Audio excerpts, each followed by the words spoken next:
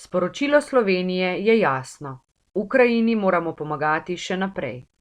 Predsednica Republike Slovenije Nataša Pirc Musar se udeležuje 59. Münchenske varnostne konference.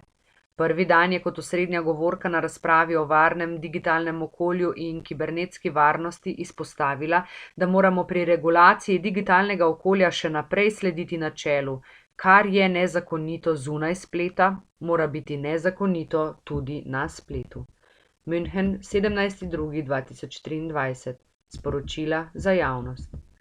Poleg otvoritvene slovesnosti se je predsednica kot poznavalka področja informacijske varnosti udeležila razprave z naslovom Kodeks ravnanja: oblikovanje na pravilih temelječega digitalnega reda. Code of Conduct: Building a Rules-Based Digital Order, kjer je poudarila pomen smiselne regulacije digitalnega okolja za njegovo varno in učinkovito uporabo.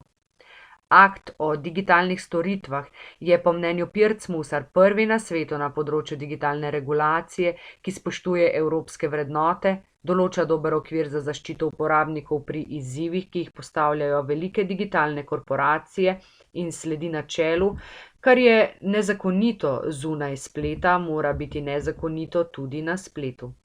Prednostne naloge Evropske unije na področju digitalizacije morajo biti digitalna suverenost, izmenjava znanja, spodbujanje regulativnih okvirov, kot so na primer GDPR, akt o kibernetski odpornosti, akt o umetni inteligenci ter zagotavljanje človekovih pravic in temeljnih vrednot EU, je ob tem še izpostavila predsednica republike. V večernem terminu pa bo predsednica skupaj z dr. Renato Salecl, znanstveno svetnico na Inštitutu za kriminologijo pri Pravni fakulteti Univerze v Ljubljani, sodelovala na razpravi v okviru serije Varnost in literatura. Spregovorili bosta o problematiki dezinformacij in dezinformacijski vojni, ki spremlja vojno v Ukrajini. Podlaga za pogovor bo knjiga dr. Salecl Strast do nevednosti. Razpravo bo moderirala Nora Möller, izvršna direktorica za mednarodne zadeve pri Körber Stiftung, odprl pa jo bo podpredsednik in izvršni direktor Münchenske varnostne konference Benedikt Franke. Razprava je tudi pomemben del promocije Slovenije kot letošnje častne gostje Frankfurtskega knjižnega sejma. Sicer pa bo predsednica v sklopu varnostne konference opravila več bilateralnih srečanj, skupaj z ministrico za zunanje zadeve Tanjo Fajon pa se bosta posvetili tudi promociji kandidature Republike Slovenije za nestalno članico Varnostnega sveta Organizacije združenih narodov.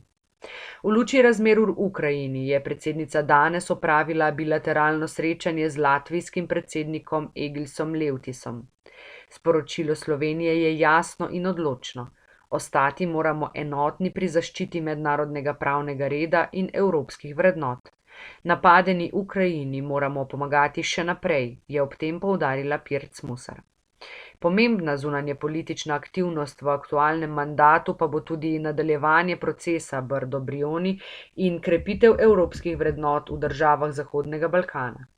Predsednica Pirc Musar se bo na to temo danes sestala s črnogorskim predsednikom Milom Đukanovićem, jutri pa še s kosovsko predsednico dr. Vjoso Osmani Sadriu. O gospodarskem sodelovanju med državama in aktivnostih Slovenije pri Organizaciji združenih narodov pa je danes že spregovorila na bilateralnem srečanju s princem Alojzom, vladajočim princem Kneževine Lichtenstein. Udeležbo na 59. Münchenski varnostni konferenci bo sklenila jutri, ko se bo poleg prej omenjene kosovske predsednice na bilateralnih srečanjih sestala še s predsednico Republike Moldavije Majo Sandu in belorusko opozicijsko voditeljico Svetlano Tihanovsko.